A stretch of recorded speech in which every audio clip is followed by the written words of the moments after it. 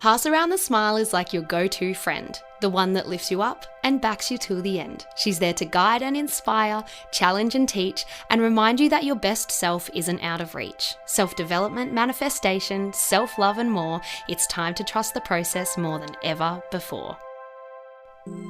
Welcome to Pass Around the Smile, the podcast. I'm your host, Cleo Massey, and I am so glad you're here. Let the magic begin. Hello, welcome back to the Pass Around the Smile podcast. I am so excited to share this episode with you. I cannot explain how insightful, how inspiring, how just incredible the conversation that Maddie and I have just had was. I took so much away from it. It was really one of those conversations that I think and I hope is going to have you feeling really heard, really excited, and really kind of clear with what you need to do moving forward from a spiritual side, but also from a neuroscience side. I think Maddie and I complement each other really well in that sense. Is we both have very similar beliefs, but Maddie comes from it from a neuroscience point of view, and I come from it from a spirituality point of view. I'm just so excited for you guys to hear this conversation. You may know Maddie because I have already had her on the podcast before for a very powerful episode that was all around people pleasing, why we do it, how to kind of stop sacrificing our authenticity for connection. We talked about the desire as humans we have to be liked and accepted. We covered the neuroscience and psychology behind confrontation and uncomfortable situations. We talked about life purpose, subconscious mind when it comes to manifesting. This was all in the episode that was like a year ago. So I'll link that in the show notes below. If you want to go back and have a listen to that, you absolutely can. But this episode coming up, we dive even deeper and into topics that are I just think they're so needed at the moment on a collective level. I think that we will all be able to resonate and take so much from this episode. We talk about understanding our brain and stress response, why so many of us struggle to change. We talk about the tools for emotional processing. We talk about fear versus intuitions, how to strengthen and practice our intuition. And we talk about unlocking performance, like deep creativity, focus, and determination moving forward. So, it's a good one. Please, if you have any questions for Maddie, pop them in the Facebook community group and I'll get Mads to actually reply to your question for you. And if you're listening on Spotify, you can always leave a question or a comment in the Q&A section. If you're listening on Apple, you can leave, a review or whatever it is. Get in touch because there is so much to talk about in this episode and I hope it has you feeling just really like a part of the conversation, because I think the conversation that we had, we all feel. Like the things that we talk about is just, it's like one of those conversations where you're like, yes, I feel that and I thought it was only me, and it makes so much sense as to why I feel that now, because it's actually, it's my brain and it's science, but I can change and I can move forward and it's inspiring, it's exciting. I will get into the episode in just a minute, but first I want to say the biggest thank you to today's sponsor, Phoebe Evers. She is a community member, a Pass Around the Smile community member that reached out to me asking about sponsoring the podcast because she has created the most gorgeous children's book called Meet the Creatures. She sent me the book to read to Indigo and it is such a sweet book. The illustrations are out of this world. They are also very Pass Around the Smile. There are moons, there are suns throughout, there are beautiful animals. It's a bedtime story, it's a rhyme, so it's good. She kind of says it's good for ages 1 to 6 because it's a bedtime story. It's good for the younger ones, but it's also good for children that are learning to read. It is just, you can just feel the energy and the intention that went into this book, which makes me so proud to share it on the podcast, especially because she is a Pass Around the Smile community member. I'm looking at the book right now and honestly, the illustrations are just out of this world. The story is heartwarming. It's beautiful. As a small business myself, I really believe in supporting small businesses. And as we move into the festive season, the gifting season, I want to encourage you guys to support small businesses like Phoebe. This is her first book. It's so exciting. I'll pop her links in the show notes so you can look at purchasing the book. The beautiful gift for the little ones in your life this Christmas. And she's even offered a discount code. It's SMILE10 in capital letters for the Pass Around the Smile community. That'll give you 10% off her book. And Phoebe is also free for reading events in kindies and schools. So reach out if you're around the Gold Coast, reach out to Phoebe. Honestly, I'm just like, the book is just beautiful. It just oozes good energy. It's a story that I look forward to reading. Like, there are the kids' books where you're like, oh, I have to read this story to my kid. Like, it's a bit of a drag. This is one that's like kind of for the adults as well. It's like a mindful, beautiful, relaxing experience. The colors, the illustrations are heartwarming and wholesome. And I honestly love it. It's honestly just gorgeous. That comes from the bottom of my heart. Really recommend this book. And thank you so much, Phoebe, for sponsoring this episode with your beautiful book, Meet the Creatures. Everyone, look into it. Maddie Storey holds tertiary qualifications in business and mental health, and she is currently pursuing a master's degree in behavioural neuroscience at the University of New England. Maddie has extensive facilitation experience and has facilitated globally. Her experience spans from working with high school students to top corporate leaders. Mads, welcome back to the Pass Around the Smile podcast. Thank you for having me. I'm so excited to be back. It feels like the right time. It is. It's the right time. We've wanted to do this for a while, but it just hasn't quite worked out until now, which I think is... Yeah, very much meant to be. Definitely. So since we chatted last on the podcast, which I have put that link in the show notes for anyone wanting to listen back to that episode because it's such a juicy one. You have been studying your master's in neuroscience. Yes, I've gone back to the books for the third time.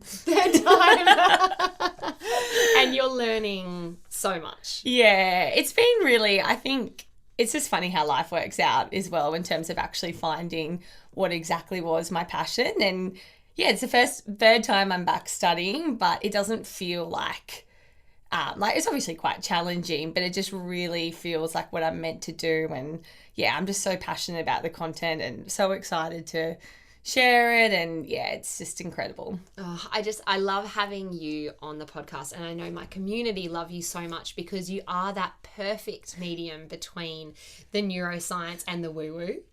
Like, you love spirituality, you love all that stuff, but then you actually have science that backs it all up. And I think it's so important for us woo-woo girls that are like, ask, believe, receive, we meditate.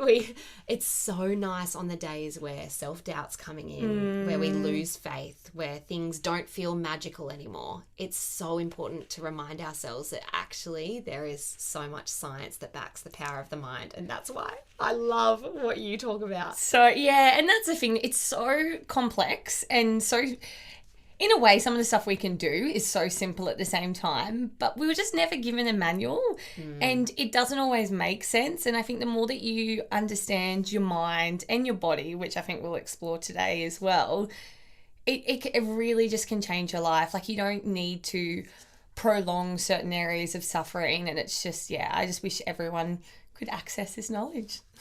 I'm so excited. Well, we're here to access it with you today, Maddie Storey. You're the girl. So let's start with understanding our brain and stress response. This is something that you've been learning about, and I'm very intrigued to hear more about it. Yeah, it's an interesting one, and it's quite fascinating because I've been obviously working in the mental health space for a while now. I'm working in schools and, companies and different things like that. But I don't think it really clicked for me until I started to really understand the neuroscience of the stress response and exactly how to manage it. And also some of the things that we do that makes it worse, which I don't think we realise as well. So not to make it too complex, but essentially when we feel a threat or the stress response, or when we're feeling anxiety or fear or whatever it is, it's to do with a part of our brain called the amygdala. And we won't get too technical, but it's just basically an almond-shaped part of our brain, and it's really the oldest and dumbest part of our brain. Right. It's there to keep us alive, essentially, and it's a great, it's obviously a fantastic part of our brain because it keeps us alive. The issue is it's kind of like a smoke alarm, and in this society, it tends to go off like a faulty smoke alarm all the time. Okay. If that makes sense. And there's things that we are some of us, and this is very dependent on, our tolerance to stress and different things that we've been through, whether we've got, an anxiety disorder or whatnot, but that can tend to go off more than it needs to, essentially, and we're feeding it, so to speak. So what happens when we feel a threat is that alarm goes off, and then we go into that fight or flight, which is all of us can connect to. Is just a horrible feeling. It's absolutely horrible. But the thing that we don't realize is if we take something like overthinking, the more that we feed the overthinking cycle, the more that we're reinforcing that stress programming. So if you're having that threat response over social situations or dating or whatever it might be, the more that you engage in the overthinking cycle, the more that you're actually building programming around that, and the more that alarm's going to keep going off because it doesn't want you to go back to that feeling so unsafe, right? Okay. So if we take it to what the response was designed for, like, back in the day when we were, walking on the, I don't know, Sahara Desert, I'm just making shit up now. I don't know exactly what happened back then. But we were in like really, really harsh environments. So we had to constantly be on. Yeah. So always scanning for threats. It kept us alive, right? So we might have been walking and, we might have been talking to our friend or whoever it was back in the day, I don't know what it was like, and going, okay, I'm feeling a bit anxious here, and that person might be like, all right, look up, and there might be an actual predator that's coming towards us. The problem is now, when we talk about that threat response, the threats aren't always physical. They're also social. So anything that threatens your sense of belonging, your sense of self, your connections can set off the threat response. One single thought can set your threat response off. And so what actually happens to the amygdala when that stress response is set off? So that's when we go into that fight or flight. We're going into that, we're feeling the tense muscles. And get the physical response. Physical sensation. The anxiety. And then the part of our brain that is responsible for logic and reasoning is drained of all its resources at this particular stage. So that's why I always joke, like when I'm in a regulated state, like far out, I could convince myself I'm a unicorn when I'm stressed and I believe it. Yeah. And that's because when you're in that state, it drives really distorted thinking. Yeah. So it drives and when we're in that state for a while, so when we're fueling it with overthinking, and it might even be something like overthinking or avoiding the situation, or you might be seeking reassurance. Everyone will kind of have something, and it's about identifying that. The more we're feeding, so fear and anxiety and stress is kind of like a cycle. The more you feed it, the longer it goes on. And then what happens is like the emotional part of your brain and the logical part of your brain, they just, like, simplified terms, they stop communicating very well. Okay, that makes sense. Yeah. So, and then you're just in that state for ages and you can't think clearly. And the experience will differ for every single person. But it's about trying to understand that sort of response for you. And you're not at your best self. And that's when we start to do things that are quite irrational, impulsive. We say things that we regret. Our reactions are not. Oh, yeah. That's something that I have learnt myself is, I guess, when I'm in that stress response, it's my reactions that aren't my normal reactions, and I have to just take a step back to be like, I can actually perceive this conversation or what this person is doing or saying in a different way if I just let myself have a minute and like come back to myself rather than jumping in with a reaction where I'm like assuming the worst and then getting into that overthinking. Like as you were saying about the overthinking, that struck a chord with me because I'm an overthinker, and sometimes Welcome I love to the club. Yeah, seriously, I think we all are all a little bit. But when we're in that overthinking state and we're obviously feeding it, like let's say it's come from a social situation. Yes, we're out with friends at a big party and we're overstimulated and we get home and we're overthinking what we said or what we didn't say and we're feeding it. How do we then stop that cycle? Great question. I love it. I'll explain a little bit more what happens and then I'll talk about stopping it. So when I spoke about before, a thought can set off a single thought can set off a threat response. Usually because that threatens something that's very dear to you. Sometimes it can be what we call like ego dystonic. So it's, opposite to your values, opposite to what you care about. And because it sets off the threat response, it feels really real. And that's why it feels so scary. It feels really, really urgent and you want to react on it straight away. So what happens is you can't find safety in the body at that stage. So when we spoke about that stress response, it's uncomfortable. It is not nice. So what you want to do is find safety in the mind.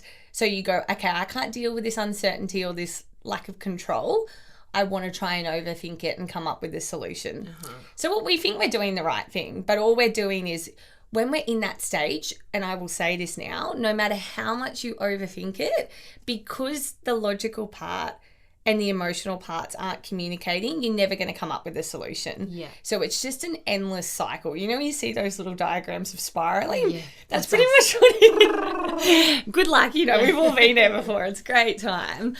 So that's one thing to remember as well. And a lot of the time when I'm coming into how we stop that, my next point is, if I say to you right now, don't think of a pink elephant, what happened? I thought of a pink elephant. Yeah. So the problem is that we don't want to put too much this and it takes practice. So what I'm going to talk about today are a couple of tools and takes a lot of practice. And I'm a huge, and I'll probably say it throughout the podcast as well, I'm a huge advocate for going to a psychologist with some of this stuff that's a little bit trickier as well, because it can be rooted in, overwhelming emotional experiences and past trauma and whatnot. But it does take practice. So the more you kind of tell yourself, I don't want to think about this, I don't want to think about this, you might actually find the thought keep popping up more and more because what you're doing is fueling the threat response. So the first thing we want to start to do is come back into the body. So you want to train yourself to be comfortable in the uncomfortable, because the more that you can build your tolerance for stress, the less likely it comes back. Okay. So when we're talking about that smoke alarm, the more that you, I guess, don't try and go and fix the, I don't know if this analogy is going to work, but let's go there. The more you try and go and fix the smoke alarm and you're not a technician, the more you're just going to keep setting things off and it's just going to go worse, right? Yeah. So what you need to kind of do is almost talk to the survival part of your brain, because it is the oldest and dumbest part of your brain. Yeah. So you just need to say, I'm okay. I mean, you don't all need to say this, but I kind of just go, oh yeah, it's my amygdala keeping me safe. Yeah. It's my survival brain keeping me safe. I'm okay. Yeah. I'm okay. And breathe through it, because the research is not exact on this, but anxiety and emotions actually probably only last for around 90 seconds. It's when we keep feeding them that they tend to increase. And that's not an exact number. The part of my brain's where I'm like, I need to give the exact number there. No, that's okay. Yeah, but it's a short time. It's because we keep feeding it that it prolongs. So kind of just telling yourself that your body actually has this really natural way of just coming back down to an equilibrium again. So you're kind of, again, just coming back into the body and going, I'm okay, I'm all right. Because you can't use, cognitive strategies don't tend to work that well when you're in a dysregulated state. It's more just coming back into the body. What's a cognitive strategy? That is I know, I should have explained that. So that's when we try to go, I'm going to replace that thought with a positive thought, or I'm going to try and think differently in this stage, which is, and I'll jump into that, a brilliant strategy. It's just when you're stressed, and that can sometimes actually just fuel the overthinking cycle. And something that I did wrong with practicing this is, because I obviously love the science behind it, I was like, okay, so my amygdala is going off, I need to breathe. And I'm stressing myself out, trying to regulate myself. Yeah, okay. It took the opposite effect. Yeah, and I was fueling the threat response. So it's just really kind of going, I'm okay, taking a couple of deep breaths and almost allowing the thoughts to be there and not judging them and letting them kind of, you will probably hear that analogy a lot. It takes practice, letting them kind of float away like water. Yeah. Because the less attention you give them, the less that you're telling that threat response they're a threat. Because by overthinking, you're saying, hey, this is a threat. I need to go off every 2 seconds. And that's when you'll start to, let's say, social situations set you off. you know, Yeah. Cleo, you might look at me in a funny way, which you would never do. No, I wouldn't. And you couldn't. But it might have actually been that you just looked to the side because the light flickered, Yeah. which is a lot of the time the reasons why we're not making eye contact. And then I'm suddenly, because I'm in such a distorted overthinking cycle, I'm like, she hates me. Yep. Yep. And then every single one of us goes there. She hates me. I'm going to go home and analyze. And that's what your brain will do. It will find all the evidence to suggest why you hate me. And is that the reticular activating system kind of coming in? Yeah. Because I've been finding that lately. Even something Luke and I were talking about. It was something that kind of happened on social media. I was worried about something that I put on TikTok, and I kept going over and over, analysing, overthinking, coming up with all of the bad things that could come from putting this video up. And Luke said to me, he's like, and really he said to me what you were saying in scientific form, but he's like, you're giving this so much attention that you are going to make it a thing at the end of the day. Like, and that is stepping into manifesting something that you don't want. But you're now kind of giving us the scientific reasons as to why we do that. But yeah, it's like I just needed, and when I did, I finally let go and I slept on it, and I woke up and I was like, there is nothing wrong with that video. It was like one person's comment that I deleted, and then, you know. I would love to use your example if we're talking about like retraining. One of the best times I feel like I've got this like affectionate relationship with the amygdala now, but one of the best ways to retrain our brain is when we're stressed. Okay. So when you're triggered, like in your situation there, what you did was you kind of broke your safety behavior. You kind of were like, I'm not going to overthink this. I'm going to stop. I'm okay.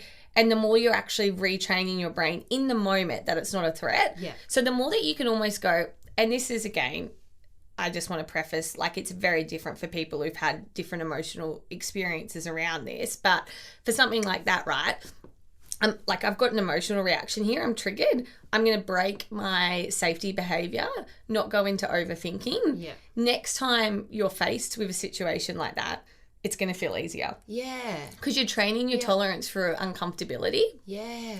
So it's more that like you kind of go, this is actually a great thing that I'm having an emotional reaction here, because I can use this as an opportunity to not go down the same track that I have previously. Yeah.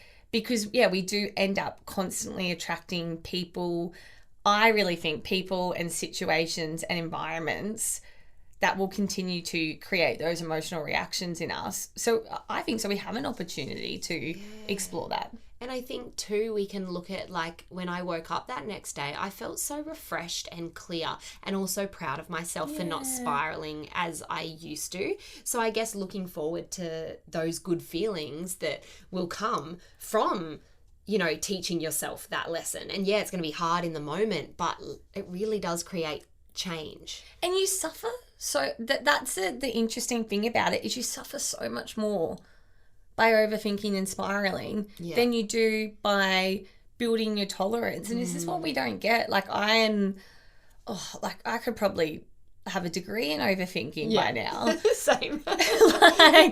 And sometimes it amazes me. And that's why I'm such an advocate for understanding the brain, but not just like we can have it. And you and I have spoken about this before. It's like, you can listen to a really fantastic podcast and you can listen to all this incredible information.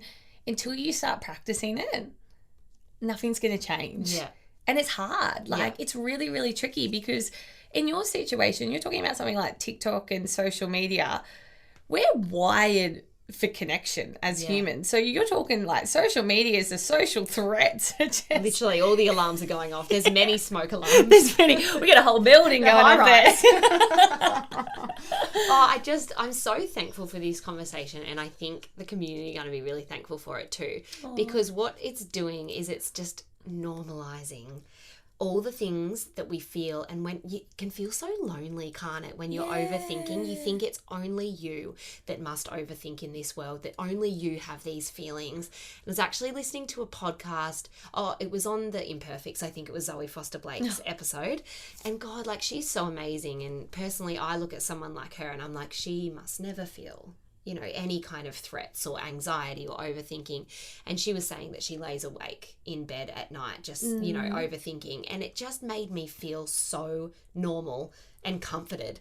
And so I'm really glad we're having this conversation. You make such a valid point, and this is what I love about the science of the brain is we all have limitations. Like every one of us has a threat response. Yeah. If you don't, like, let's scan your brain and figure out what's going on. Well, you're going to a zoo, my friend. Yeah, like everyone has this. Like everyone suffers. Suffering is universal. That's what they actually, I think I love like the spiritual teachings around like Buddhism and different things like that. And one of the things that they talk about is suffering is a completely universal human experience.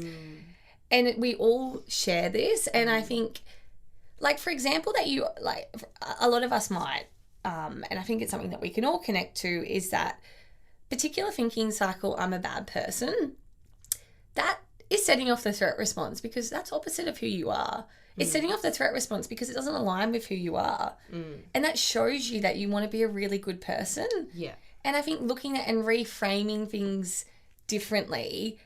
And even this idea of, I don't know, this is helpful. This is more of a personal thing. But fear is kind of this, and it's something I've very much struggled with. But isn't it incredible that you love something so, so much with your whole entire being that one thought of it being jeopardized is all-consuming and excruciating. Yeah. Like the fact that humans have that capacity to love, just it blows my mind. It's like beautiful and terrifying. Beautiful and terrifying. Exactly. And so we're talking about all of these like things that we can kind of do in the moment to change. Why do so many of us actually struggle to change? And how do we actually make real change that sticks? Yeah, it's an incredible question. It's something I'm actually studying at the moment, like around understanding and changing human behaviour. One of the things is interesting, soon as we, and I might have spoken about this on the podcast last time, but we're kind of battling a couple of things with our brain. Number one, it wants to save energy. Wired to save energy. So it's always going to take the path of least resistance. Okay. That's something to kind of keep in mind as well. And we're wired for survival. So what's an example of that? Like, say, our brain in the moment going like, I'm going to take the path of less resistance. Like, what would be an example? Yeah, so it's kind of like why starting habits is so hard as well, because we like essentially our brain uses up so much energy of our body as well. So it's kind of like an energy saver. So when you want to go and do something new, you might find yourself having a little bit of mental gymnastics. Like you might justify yourself why I don't need to do this. I'll do it tomorrow. I'll start tomorrow. It's not a great time. And you'll believe that. Yep. It's quite a convicting. That's not convincing. Convincing. Yeah. Thank you. I really needed that. I was like, that is the wrong word. It is quite a convincing voice, and it will really go, okay, I don't want to change. And it's interesting again because there's another kind of part to this. Your nervous system will actually choose a familiar hell over an unfamiliar heaven. Oh. Yeah. That needs to go out on a t-shirt. I know. I'd wear it. Oh my God, wear it too. Oh, we were matching ones. Okay. Yeah. So what? I know. Wow. Why is our brain out to get us? It's literally out to get us, but it makes so much sense as to why we do the things that we do, why we make the choices that we do. This is so great because it just makes me feel like I'm not crazy. You know? Yeah, and you find yourself stuck in cycles, and this is an example of why you see children who have grown up in a really tough environment, and then they tend to be in relationships with people that mirror exactly what they were used to. They don't want that. Because that's the familiar habit. Yeah, it's the familiar. Yeah, we seek out the familiar because we're wired for patterns. It's how we survive. The great thing is we can take control and we can change. Yes. It's, I want to say hard because I'm really interested about what words do to your brain. Yeah. Challenging. Yeah. Is the word. It is challenging, and often, unfortunately for a lot of people, it's like you have to hit rock bottom, and there's that emotional motivation of like, I don't want this anymore. Like I'm so uncomfortable. I need to change. Whereas a lot of people don't go, hey, not everything's, I haven't hit rock bottom yet, but I'd like to change. And it's not enough. Yeah, it doesn't, like the emotional motivation isn't there for a lot of people. And how would you suggest, like, because I'm I'm thinking and I'm hoping that most of my community aren't at rock bottom right now. Yeah, but they probably do want to create some positive change in their lives. So how do they attach that emotion and make changes? This is the thing where I would love more people to be changing at this part. Yes. Like, not waiting until they crash. The first part as well is remove expectations when you're changing behavior, because soon as you, no matter where you're at, soon as you engage in a new behavior, it's going to create resistance and anxiety because your brain wants to take the path of least resistance. Yeah. So you might be telling yourself, I can do this tomorrow. You might even feel physical tiredness. That's how convincing your body can be. It will be different for every single person. I would encourage, and a great psychologist or, coach, qualified coach or whatever it is, will help you, uncover the innate wisdom within yourself, right? Because you need to learn to trust your own body cues and what things feel like for you. So number one, it's gonna create a bit of discomfort. So take any expectation around it and realize that we want to be breaking things down as simple and easy as possible, because we don't want to make it overcomplicated. I would say start training the body and mind. That connection that you were talking about. So one thing that I wouldn't say I feel like a little bit of a fraud for doing this, but I've been working in, as I said, mental health for a while now. Yeah. And I've been out the front of audiences going, everyone needs to meditate and do breath work. Yeah. Until I really started, like, the more that we learn about neuroscience, the more that the body's role is paramount. And why I say this in terms of changing behavior, I've started doing, probably I do like a 5-minute breath work and I sit for 5 minutes every morning and night. Amazing. And the results I have seen within that is just, like, I words can't even describe, because you're learning to get more in touch with your body and your emotions and your stress responses. The more that you can go into new activities and kind of say, like, to that point that we spoke about before, I'm going to get a little bit uncomfortable here, but I can handle this. Yeah, this is okay. Like, I'm in connection with my body, because a lot of people will have that physical discomfort. It won't even necessarily be mental. Be like, I don't want to feel this. This feels gross. I'm going to go back to doing whatever I was doing.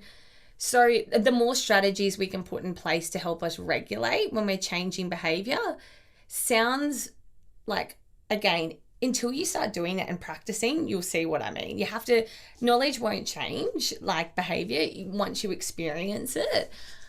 There's that side of it. And just like, if you want to change and say, okay, I'm just going to get up for 5 minutes every morning and do a breath work and visualize me. This is another science-backed technique, which will blow your mind. Visualize you succeeding in whatever it is after you feel a bit more regulated. That's also a key. Like, when you're feeling regulated, just committing to that, even if it feels weird and unnatural, it will for a few weeks because your body's creating resistance. Just commit to something small and then increase. Commit to something small and then increase. And once you start to get a bit of those results, that will create that emotional motivation. And you'll you'll start to make a bit of a plan. So there's a couple I would be using.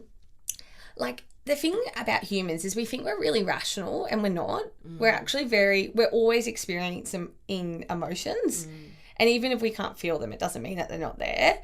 So it's being really aware and using your emotional state to your advantage would be something that I would definitely, and I'm talking a lot from changing behaviors myself. Like, I think I spoke about it on the podcast last time, but since in the last year, I have, been very diligent with going to a psychologist in terms of actually wanting to release and work through a lot of stuff that I went through. I've been I'm going into the body work side of things.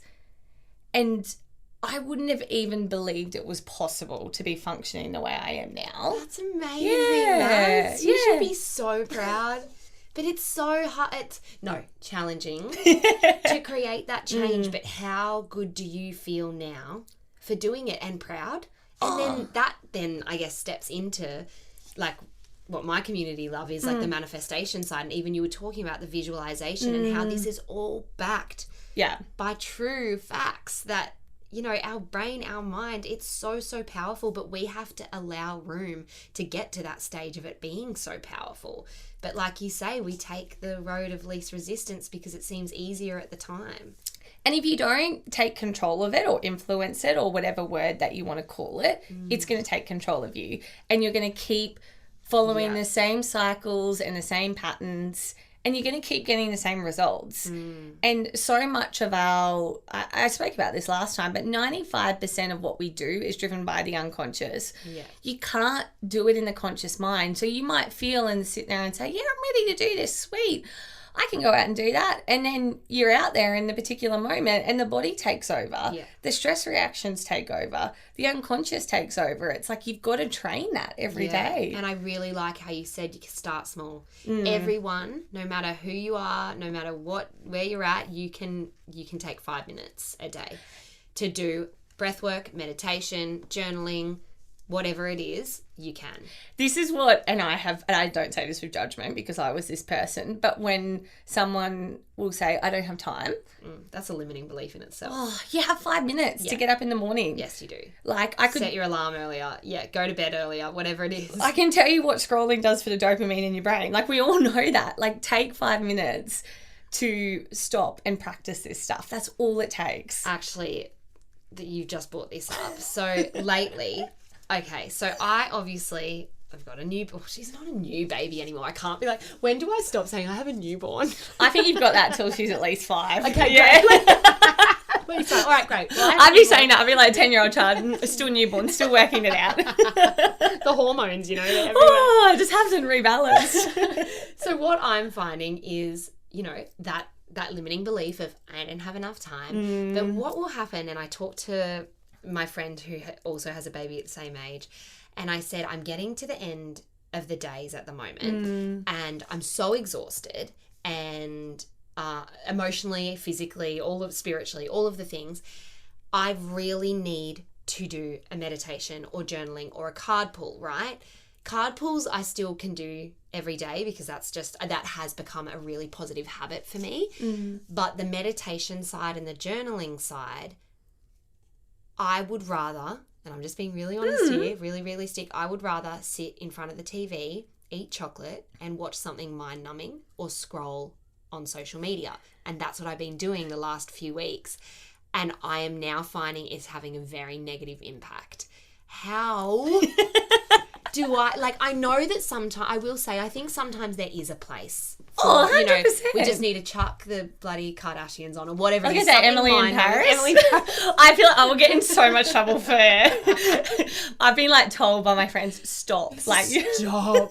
But you're right. Like sometimes we do there are guilty pleasures and we're allowed guilty pleasures. We're allowed to enjoy our lives and have that time where we just rest our brain. However, for me personally, it's getting a bit much now where it's like, no, I'm losing my spirituality. Like, can I challenge you on something? Please challenge me. When you say resting your brain, and I don't say this with judgment. No, this is good. This is what I need. Because let's not talk about the hours I've watched Emily in Paris. You're not resting your brain when you're scrolling. You're actually doing the opposite because this is what I need to hear. Resting your brain is when we're talking about. So if you can't, this is what we're seeing at the moment. If you can't sit for 5 minutes with no distractions, it means that you have unprocessed emotion. So the more that we are scrolling, and I think there is 100% of time, it's balance. Like I'm not going around telling everyone to delete their Netflix accounts. I'd be the biggest hypocrite in the world. Yeah. Like, no. But you do need time to almost recharge your brain and actually rest your brain. Yeah. And it's like a form of like mental fitness or whatever you want to call it, because when we're scrolling, we're using up our dopamine reservoirs and our brain has this kind of like, we have a limited amount of dopamine as well. And when we're using that up, we can't connect with people. You know, a lot of people talk about now not being able to like find connection. It's kind of like we're not really doing the best things in our life. If we can't sit with ourselves and be with ourselves, we can't connect. And we need to be able to, our emotions we need to process our emotions every day. Like I think there's this really kind of BS sort of story out there that we need to feel good all the time, because sometimes, and we're talking about behavior change, which I forgot to mention. Sorry, I'm jumping all over the place. This is good. But they're so-called, I don't know what you want to call them, uncomfortable, negative emotions, whatever the word is. I don't really like the word negative, but like, anger and sadness, they can be the biggest catalyst for change in your life when you feel them, more than the the joy and the gratitude. We need to know these emotions to feel the incredible ones. So if we're numbing ourselves out and we're, like sitting there scrolling when we need to be with ourselves and figure out what we're feeling, we're not really being in touch with ourselves, and we're not living consciously, and we're actually not recharging our brain. Because when we go to sleep as well, that's where we do a lot of emotional processing. So fascinated by the neuroscience of dreams. But this can, when we're scrolling before bed particularly, it can play a huge, it's just not great in terms of actually being able to reach it, like emotionally process and all those sort of things. And which, like everything that you're saying, I'm like, I can understand why that is so true. Why do we keep doing it? It's addictive. It's addictive. It's that quick hit of like, you think you'll get what you need. Yeah, it's addictive, and it's so unconscious, and we're just doing it, and it's... Yeah, that like the easiest way to describe it is it's completely addictive, it's unconscious, and we don't, even us who are like those of us who are a little bit more like okay with feeling certain things, we don't like to feel uncomfortable emotions. We have to force ourselves. Yeah. And it can be simple little things that you can do. Just commit to going, I'm not going to go on my phone or Netflix half an hour before bed. Yeah. If you're really addicted to it, 15 minutes before bed. Yeah. And just say, I'm just going to have a bit of a moment, connect in with my body, do a couple of deep breaths. Ask yourself how you were feeling. We're really good at intellectualizing our feelings, but our feelings are in our body. So anger, where do you feel anger in your body? I was joking about it with you before. I didn't know what anger was till 2 years ago. Yeah. Yeah. And actually going, because if you're feeling anger and you're sitting there and going, felt a bit angry today, I need to set a boundary there. I need to do something, because if you don't feel your emotions and you're numbing yourself out, which I don't mean that as a judgment. I think we all do that in today's society. It's going to come out when you don't want it. Interesting. Yeah. And do you mean like it could be like the next day or the next week in a completely different scenario, situation? You might project it on someone else. Yeah. There's so many different ways that it can come out. It can come out and you might be with your partner and you just lose your shit over something.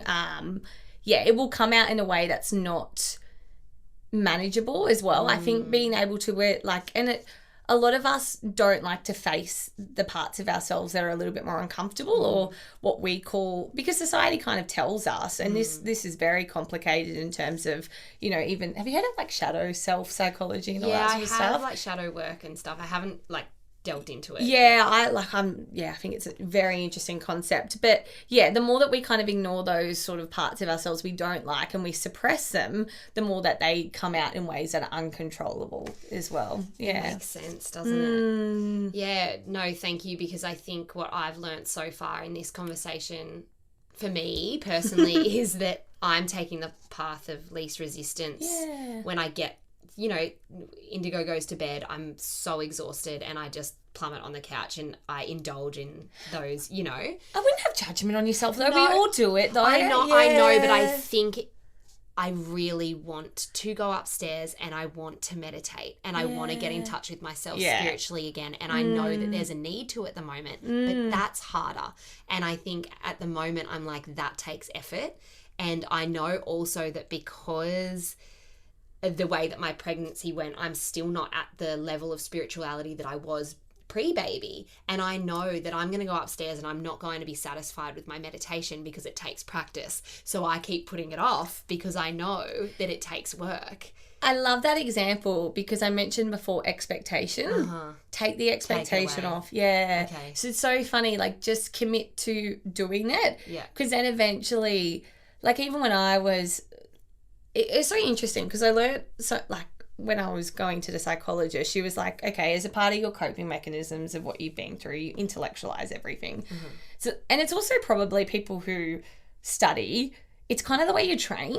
So you almost like, it's really hard when someone says, feel sadness or anger in your body. Like, you talking about? Like, yeah. I was like, you want to, and I wanted to be, this is the I don't know, it's the academic in me. I want to be really good at it. I was like, I'm going to feel my emotions and she's like, you're not doing it. Like, you've got to surrender to the process. Like, and so much of human brilliance is without the logical mind. It's surrendering to whatever's going on. And I think as soon as you go, I'm still going to take action, I'm still going to put in effort, but I'm taking the expectation off it. Yeah. There's a magic there that happens, because I started to do that and I'm like, I'm just going to sit my bum down and meditate. Yeah. And watch because there's interesting research that's coming out about yin yoga at the moment, that it's the one, because it's a meditation around connecting like your body and your mind and your breath work. And it's the time that you're most free of your, what I would call like mental gymnastics. So like that distorted thinking, we have biases, like we see the world through what we've been through. Yes. It's the time where we can kind of really access that deep knowing. It's something that takes a lot of practice, because obviously we're always in an emotional state, but we can be more aware of our emotions. Yeah. And I guess the more that I just kind of committed to sitting down and doing it with no expectation, the more I was like, oh my God, like I can feel sadness coming up my throat now, and I can feel that. But then I can also feel joy, and it's like you're not thinking through life anymore, you're feeling. Yeah. Which I think is what humans were meant to do. Yeah. Like, obviously I love my mind. Like, it's gotten me to so many incredible places, and I love what it can do. Yeah. But when it's too hyperactive and I'm in it all the time, I can think I'm a unicorn in those. Yeah. You have that. That's how ridiculous you're thinking. I don't actually, just for your listeners, like, just so people don't think I'm crazy. No, they won't. And we are pretty crazy here. Yeah, We're very woo-woo. We go, no, I love it, and I totally get it. Circling back a little bit, you said something really interesting that I would love for you to expand on. You said we see the world through what we've been through. Yeah. What do you mean by, I think I know what you mean, but just expand on it. Very interesting. And I think you hear the word trauma a lot at the moment, and I'm very careful in using that word, especially from someone who's been through it. Like, it is, not everyone has been through trauma. A lot of us have been through overwhelming emotional experiences. Every time we go through something like that is uncomfortable, or an overwhelming emotional experience of any form, our body takes a snapshot. So we take a snapshot and we're like, oh, we don't want to go back to that. So whatever we've been through, that's it. None of us see things clearly. We see things through based on the experiences and the stories that we've been through, until we choose to, I guess, challenge that and expand our mind and whatnot. So very important too, I think. That gives you a lot of compassion and empathy. Yeah. It's what I really think interesting about feeling your own emotions. The more that you feel your own, the more you have empathy for other people. Yeah. I think, which is interesting. But this is the body's role, because when we talk about something like trauma, it changes your whole body, all your systems. You're actually in a reactive state. So you're almost in that state, 10 years later, until you go and get help and regulate that. And that, like, the body needs, and not even just trauma, but like overwhelming emotional experiences. So if you've got up on stage and you gave a public presentation when you're a kid and it didn't go well, until you have more experiences to counteract that, your body's going to hold on to that. Okay. And it's going to react before your mind does, because your body is your mind. Your mind is your body. You need to be doing things to inform your body, and we need to be doing things to inform our mind, which is like journaling, it's affirmations, it's all those sort of things. Yeah. But one doesn't go without the other. And I think CBT, which is cognitive behavior therapy, which is very around kind of like, I have an irrational thought, I try and find evidence for and against it, and I retrain my brain, is like your gold standard. But now what we're seeing is like the amount of research that's coming out around the body, and your body holds on to these emotions and how we see the world as well, which is, I see that. Yeah, thanks for explaining that. I don't know if that's a very... No, it is really good. It's just mind-blowing. It is. Just makes so much sense, because we choose to see the world how we want to see the world. And it's like when people, I don't know, with like opinions sometimes that you believe like their opinion is so wrong, but that's their opinion. They believe that their opinion is so right. And it can be just because of what we've experienced and what we've gone through. And I think what you said something really interesting when we were off air about empathy. Oh, that's so weird because this is the next thing I was about to bring up before you asked that. We're so in tune. Yeah, feed me the empathy because this is so interesting. So we have empathetic circuits in our brains, which are like mirror neurons. So like breaking it down, you ever walked into a room before someone speaks, you know what they're feeling. Mm-hmm. You know, you listen, oh, that person's stressed. You can feel it. Humans are very empathic by nature. Well, most of us. Maybe psychopaths not. It's very interesting when you study about that. That's another episode. Oh, yeah. I still don't understand that. But we're very empathic by nature. So when a human is not internally resolved, so when I say internally resolved, we're rejecting a part of ourselves. There's that, that inner child that just wants to be so desperately accepted, and we've rejected that, and we've created this polished part of ourselves for connection, which I would hazard to say every person has done that. Mm-hmm. It's just the world that we're in, right? Definitely. And there's parts of ourselves that we don't want people to see. Yeah.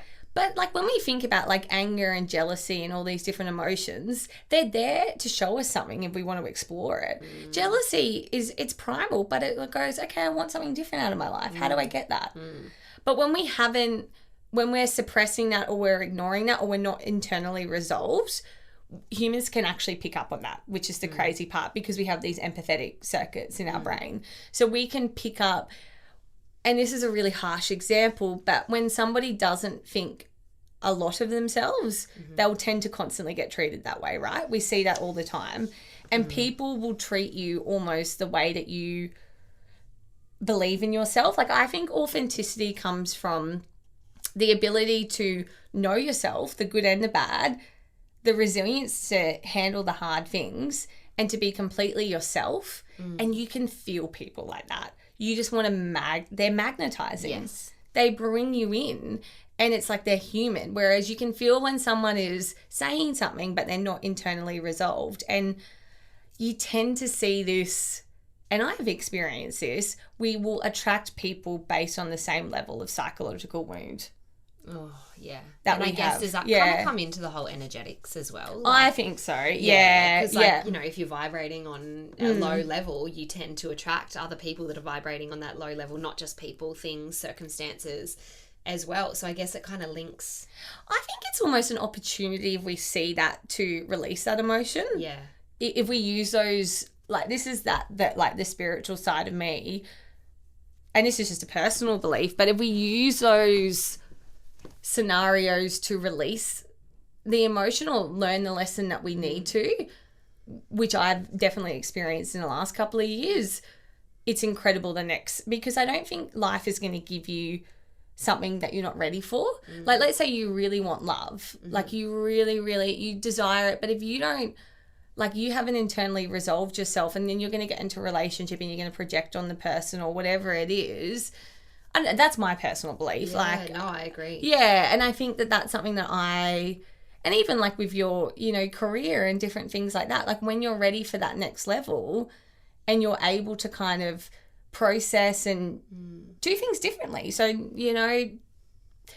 decide to maybe sit and, test yourself a little bit more, or, all these different things that we've spoken about today, or whatever it is for you, I think you're going to see something different. I agree. And so when you're talking about, like, if, say, for example, if I'm a person that I am not internally resolved, can I show and feel empathy for others? I think you still can. You still can? Yeah.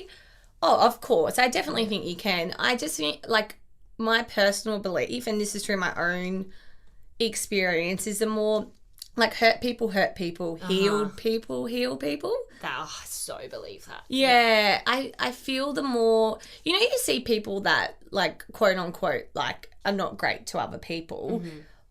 Like, if they've felt their own pain, it's really, like, if you felt your own pain, whatever you've been through, and we have, it's harder to hurt someone else. Yeah. I think, like, And I think the more that I sort of have dived into my own stuff, and I'm like, it's human nature. We're always going to judge. We're always going to do it. Like, these are the limitations of our brain. Like, we judge, again, because we want to save energy. It's harder to sit there and go, like, empathy's practice. We can all start empathy tomorrow. Yeah. We can kind of go, okay, rather than, jumping to that, and a lot of the time it's biases that we want to jump to because we want to avoid our own feelings that it's triggered. Yeah. Our own inadequacy. Like, that's the interesting thing about shadow self. What irritates us and other people can show us so much about that's not resolved within ourselves. Yeah. I think you get curious about it. It's quite interesting.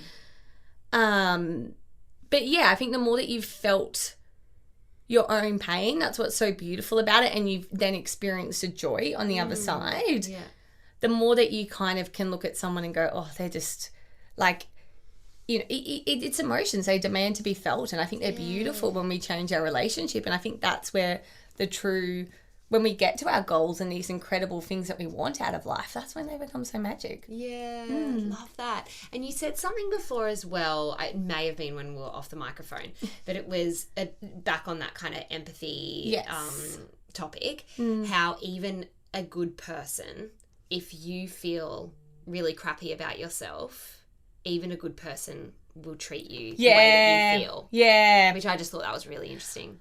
And I think we can all kind of relate to that though too. When someone doesn't they don't almost set boundaries and standards for themselves. I think we do it a bit unconsciously. Like, we tend to treat them the way that they treat themselves. Not all of us, but I think we all really challenge ourselves. I think sometimes we can do that, and it's just humans. We've got to be, I think people are a little bit scared, and that's what I love looking at the science of the brain. It's like we just have these, I don't know if you want to call them limitations, or it's just how and that's just a part of it all. Yeah.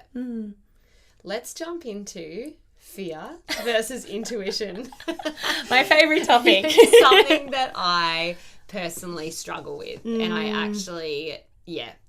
I journal about it all the time. I'm like, is this a fear or is it intuition? And then I get all in my head. So talk to me, Maddie Storey. Well, I'll ask you a question first. What's your interpretation of fear versus intuition? Okay, well, I do know in the moment, I feel in the moment I can, what's the word, distinguish? Yeah, distinguish. Yeah, okay, great. I think I used to say extinguish, and I'm like, no, that's a fire. It still works. We'll go with it. Yeah, but I think now I am able to distinguish the difference in the moment. So say, let's use an example for like a business idea comes to me. I can sit and think, okay, I am feeling fear, but it's fear because of X, Y, and Z. It's not, oh my God, I'm not saying this right, but basically I think if I have a business idea and it feels scary, I can tap into whether it feels scary for the right reasons or the wrong reasons. And I guess it's dependent on, is it feeling exciting and passionate and flowy, or is it feeling like, am I having a physical response? Is it feeling rushed? Is it feeling like yucky? And then it's fear. You've explained that so well, and I wanted to use that example. No. It was perfect. And there's a couple of things that we've spoken about today to build to this point around emotions and that state clouding our brain. First of all, you need to practice. So a lot of people think they're intuitive, but they're not, because I don't think a lot of us understand what it is. We've been taught how to use it. I love the neuroscience of intuition. I find it really, really fascinating. But fear, again, is to do with the amygdala. So anything that feels, and you use these words, rushed or urgent and loud is fear. Like, it's like a really annoying person at a party that, like, doesn't shut up. Sorry. Oh, my God. Guys, I always turn my phone on silent. Okay, we might just have to pause. I'm going to tell the people what happened. First of all, didn't have my phone on silent. Disgusting. And then Crumbit came to the door, which was really cute. Okay, sorry, Matt. So no, fear I love intuition. This. Yes. Yeah, so fear and intuition. So again, fear is that it's to do with the amygdala. It feels really urgent. It will... And the more that you know the stress response in your body, so the more that you practice being with yourself and sitting with yourself for 5 minutes, the more you're going to get a lot more familiar and learn to trust your body, which a lot of us don't do. It will feel really urgent. And I was using this analogy before. It's like that really loud, annoying person at a party that won't shut up but that's all you hear. That's fear. Okay. Whereas like intuition, and the reason why they're so hard to distinguish is they're both quite unconscious responses.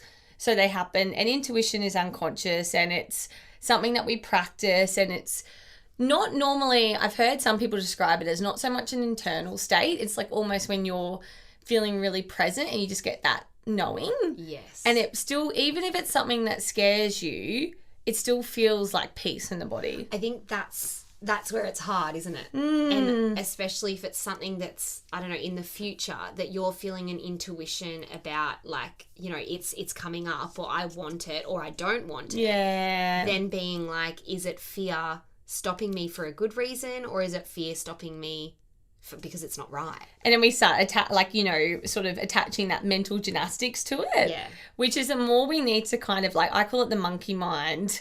And it's always going to be there, the ego or whatever you want to call it. The more that we learn to silence that and get in touch with this wisdom that's in our body that we're really starting to discover and strengthen that, that's the magic part as well. Because I think human brilliance doesn't come from the rational mind. It comes from a lot of these intuitive, creative places.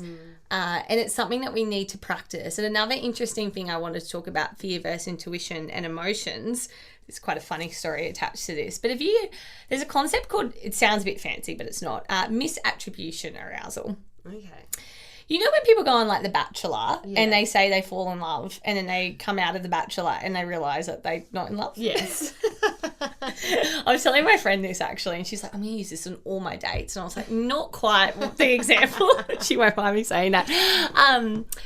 So if you're like up in a helicopter, let's say you're going on a date with a guy and you're doing something quite like high adrenaline, right? And then you're like, oh, I'm feeling all this attraction for him. But one of the things that humans are really not great at doing, especially when it comes to these sort of primal responses, like anxiety and attraction can feel quite similar. Yeah. But they're different, right? So this is how much emotions and, intense emotions and these different sort of physiological responses can impact our intuition.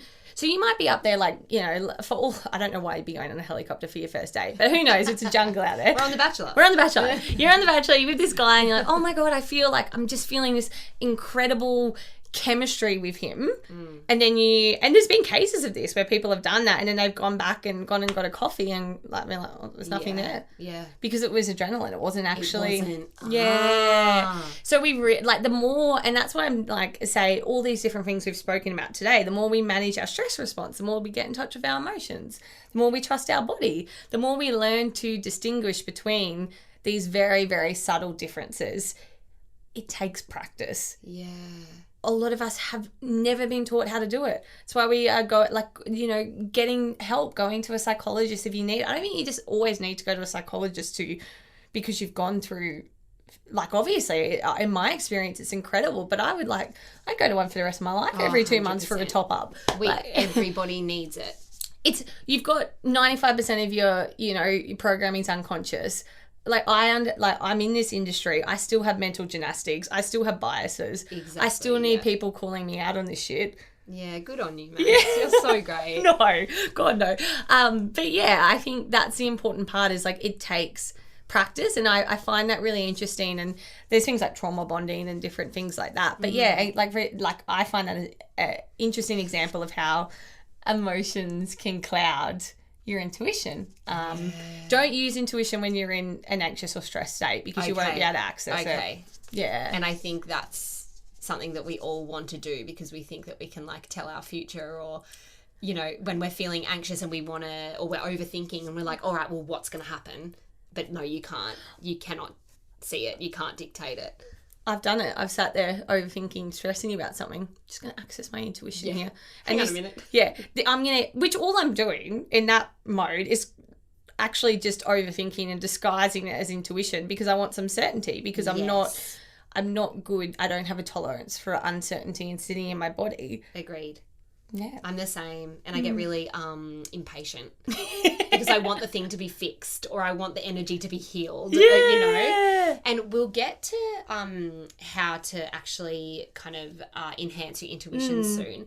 But I wanted to touch on something. So I think the fear and intuition, I think you've explained it so well. I have a question, and I think it's a little bit different to the fear and intuition we might feel in, like how I said, you know, I'm sitting at my desk and a business opportunity comes up and I can access or understand whether it's fear or intuition based and whether it's right or wrong. But I think, what if I have a fear of something that I believe might happen in the future, and I'm like scared because I'm an intuitive person. We all are, we know that, but I have shown myself that I do have intuitive abilities when I do other people's card readings and I say things that they're like, what the hell?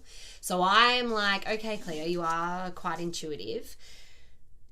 I have this fear of something that might happen, and I'm like, is that my intuition telling my own future, or is it a fear because of something that's happened in the past? I have a couple of questions. Okay. First, is this fear that's going to happen in the future, is it related to, you don't have to go into details, is it related to anything that's happened to you in the past?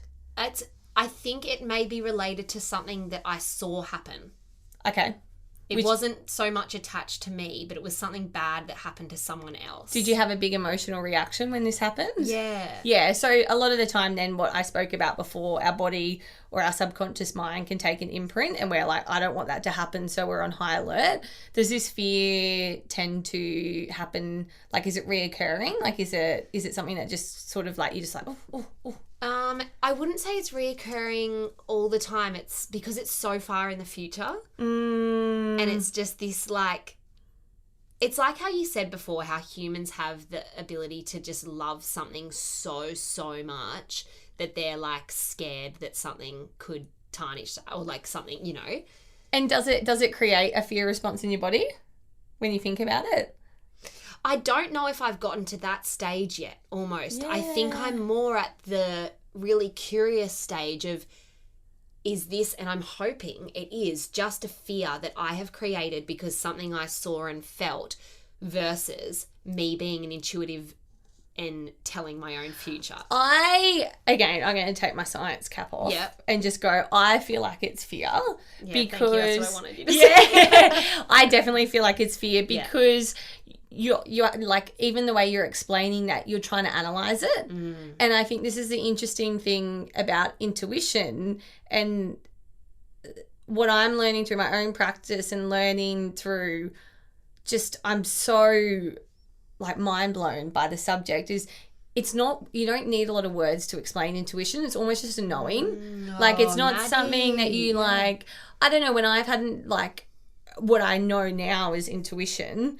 And it's just interesting because, like, I always used to, like, I always used to kind of label myself as an anxious person.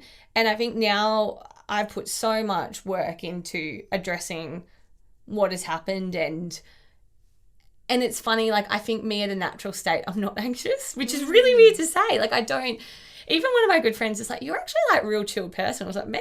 Get like out of here. Like, I've never thought about that. But I was like, oh, like, I think at my natural state. Yeah. And I think I learnt to be a certain way to cope with, as we all do, to cope with things that have happened, and it kept us alive at that particular, and there's beauty in that. And I think being able to have my own experiences with intuition, the more I've had to analyze something and go on the mental loop. And I think this is the thing, we think we're not ruminating, but we've really got to catch ourselves out, because we are kind of doing it in a little bit of a way. Yeah. The more we have to intellectualize something and understand something, I don't think it's intuition, because I think it's this unconscious just knowing that we have. Yeah. And we still don't really understand it yet. And there's a guy, he's like a psychologist and a neuroscientist. I think his name's Joel Pearson. I'll have to double check. But he's written a lot about this subject from a science perspective. But yeah, I think it's a knowing. And I think a lot of the time when we've been through or we've seen something, that's encoded a fear response, because the amygdala is actually very close to the memory part in your brain. Oh, okay. So as soon as, like, fear encodes a lot of memories in our body and our brain. And that's why, like, you know, if people are, you know, someone can, like, you can smell something or you can hear something and your body takes over. It's encoded in your body. No, thank you. That actually makes so much sense. I don't know if that was a great answer. It was the best answer. No, it really was. Thank you. I don't, like, the way that you were describing that, and I was just trying to use those steps. I was like, I think you're not fueling it too much. Well, and that's why I'm not saying what it is, because, like, I don't need to, I have no problem saying, I tell my community basically everything, but the reason why I'm not saying what it is because I don't want to fuel it. I don't want to give it any more energy, because I do believe it was just a fear. It was something that I saw that happened when I was young. I was like 16. Yeah. And I attached it to, oh my God, imagine if that happened to me. Yeah. Oh, I've had so many, I could tell you countless examples I've had of that. Yeah. Countless. And the more dysregulated I've been, and I think also when you're a new mum, and I can't pretend to understand what that's like. You know, your brain, you're fatigued. Yeah. Your brain's got a lot that it's dealing with. So that's why you can see that when our brain is fatigued or we're stressed, we tend to suffer from this stuff a lot more as well. And to be honest, this has become a lot more elevated since Indy was born. And it's because I've learnt to love in a way I never, ever could have imagined. There's a lot. I think that's why this fear has become like, oh my God, wow, all consuming. Because I'm like, fuck, like that. Oh, I don't think I ever swear on Pass Around the Smile. Anyway, guys. It's the emotion. I love it. The emotion. I've been holding myself back from swearing. Oh, God. No, I love it. Yeah. Okay, what about how, for people who do want to increase their intuition? Couple of things I would say to start. First of all, your brain's really bad at probability. So it's like kind of where we're like, you know, we're scared of things that we have seen in movies. Like, you know, even like AI at the moment. Oh, follow me. I can't believe I'm commenting on this. But everyone's like going, oh, I'm really scared that it's going to take over. And yeah, I think we need to be practical about it. Yeah. But we've seen movies like The Terminator. How many movies have we seen with robots taking over? So it's that imaginative part of our brain that takes over. Whereas, like, we get in the car every day. That is probably the highest chance we have of getting in an accident. True. How many of us, unless we've had an experience to suggest otherwise, are scared or going, shit, I'm in a stressed state today. Yeah. Should I take a couple of deep breaths before I get in the car and drive to, you know, wherever you're going? A lot of the big things in life, like a lot of the big decisions in life, come with a lot of emotional weight. Okay.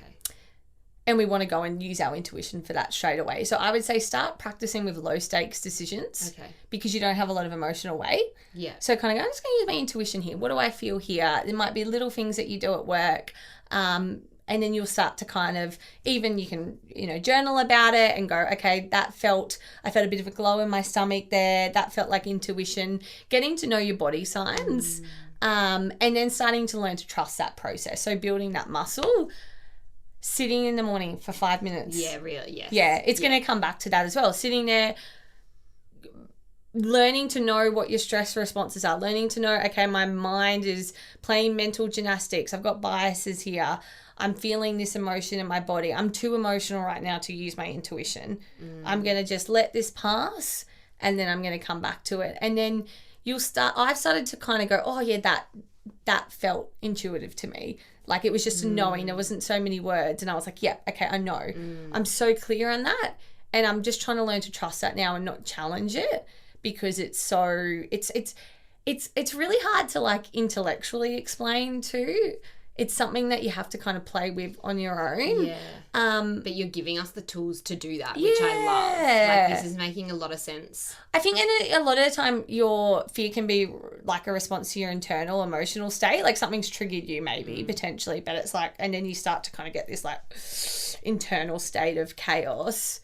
Whereas like I feel when I've had intuitive downloads, it's been like I've been out in nature. Getting out in nature is huge. Helps. Yeah. I've been at the beach and I've just been like, fuck yeah, that's what I'm going to do. This is what I need to do. This is, Yeah, this is it. I know. Answer. And like, that's the thing. So often when we are so confused or we're stuck or we feel so clouded, the answer is always within us. And we externally look. Like we look everywhere else except for within. And I have so many of like the community being like, no, I don't have the answers, Cleo. Like I don't. It's not in my heart. It's not in my soul. And I'm like, yes, it is. You just have to access it. And you make such a brilliant point, because I believe the best psychologists create the internal knowledge and like allow you to access your own internal knowledge and internal wisdom. I have done that. The more you seek external validation, the more you're telling your body, your mind, your soul that you don't trust yourself. Yeah, true. And then when you don't trust yourself, you're not feeling worthy. And then you're not feeling worthy and deserving of what you're asking for. You're not going to manifest what it is that you want. It's like a ladder, isn't it? Yeah. And it's like being able to fully love yourself for all of the parts. Yeah. You know, like loving what you've been through. Like, I think I've gotten to a stage now where it's like, I love what I've been through, even the hard stuff, because I wouldn't say, I don't think you're ever done, but yeah, I even the parts of myself, and we can talk about that in a different way, the shadow self, it's such an interesting concept, but those harder parts, the more that you reject that, and that plays into your intuition and your creative ability and these big human brilliance ideas that we have. It's all a part of that. It's all building to that journey of that. I think, your more higher self.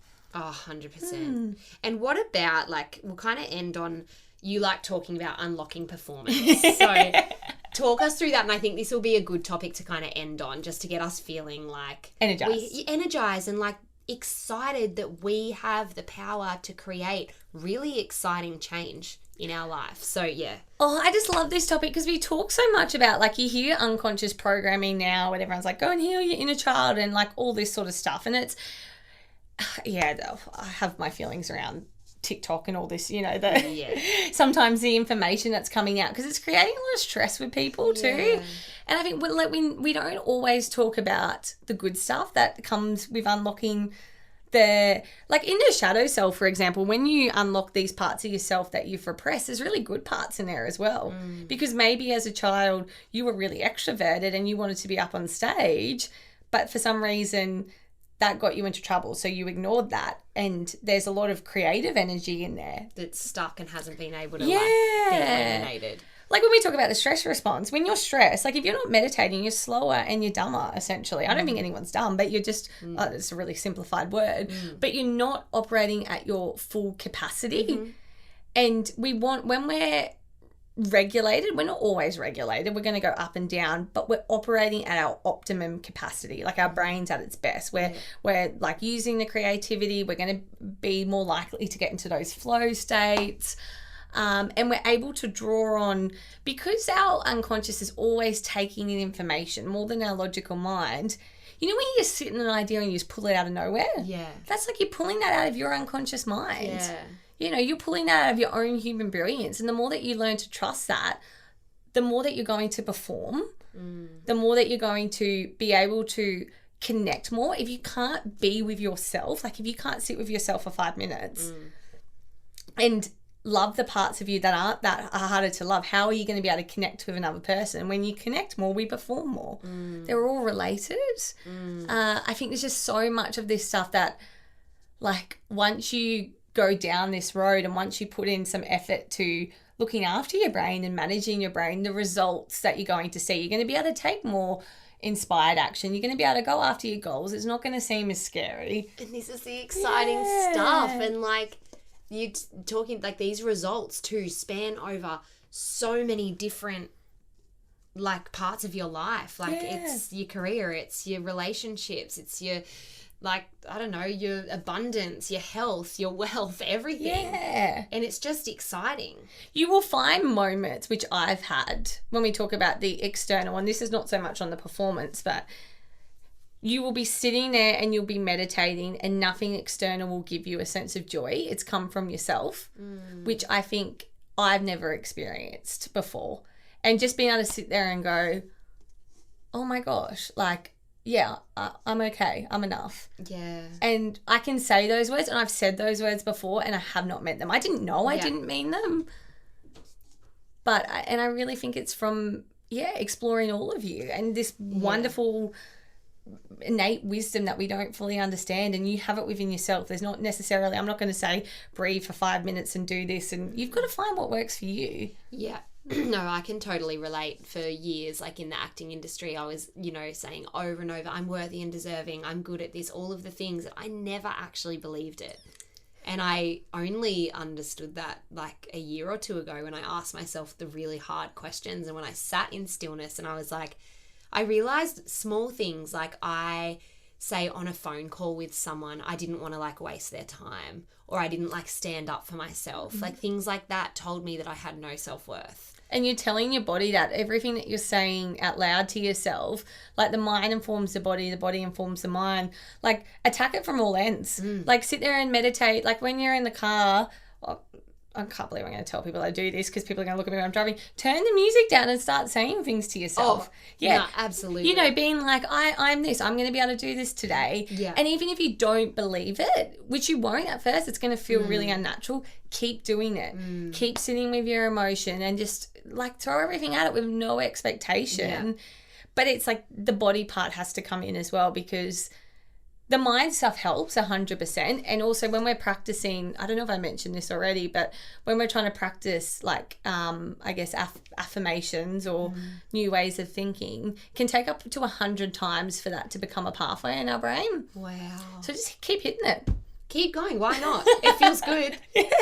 Just keep going. Like that's what I would say. And like, just keep at it and don't have expectation and find what works for you. And just know that, like, there's a couple of things, again, when you're in more of a stress state, just let it rush through you. It's so much easier said than done. And I think if you have been through stuff, which we all have, and you can't do this on your own, like, I think attack it from all ends. Go to a psychologist, practice this stuff, learn about it. Like, it's challenging, but it's also exhilarating. Going on amazing. a self-spiritual development journey, it's enlightening. Yeah. Yeah. And I think also the practice part, because I think I've been guilty of this. We can become like self-development junkies. Oh my God. Yeah. I've definitely like delved too far for a while, and I've had to like pull myself out of it. Because you're like thinking like this new information that you're going to find is going to solve you. But it's like you have to solve yourself. Yes. Yeah. Oh, Mads, honestly, you are so unbelievable. You stop. really are. It's such a pleasure watching you live your purpose, and it's thank you. so, like, I feel so honoured to be in the room watching you speak. If you guys could see the passion on Maddie's face as she speaks, literally wanting to jump out of your chair. And I feel it too, because that's how I feel about, like, all this stuff as well. But empathy circuits. Yeah. We're in that circuit, and we're... It's a fun circuit to be in. Great. It feels nice. I like it. But no, honestly, thank you for sharing so much wisdom. I have taken so much out of this chat. Like, I honestly could just listen to you forever. You are so good at what you do. You are so inspiring. You are so intelligent. Thank you for being so generous. Oh, thank you for having me, honestly. Like, it just feels like we're having a conversation. It does. I'm very excited just to see where we're getting all this incredible new, information and education now. And I'm feeling really hopeful for us as people. Which is, amazing. And I'll pop all of Maddie's information in the show notes. If you want to find Maddie, all of her links will be there. And I do want to thank Phoebe Evers for sponsoring this podcast with her beautiful little kids book, Meet the Creatures. All of Phoebe's information is in the show notes as well. Thanks, Mads. Thank you so much.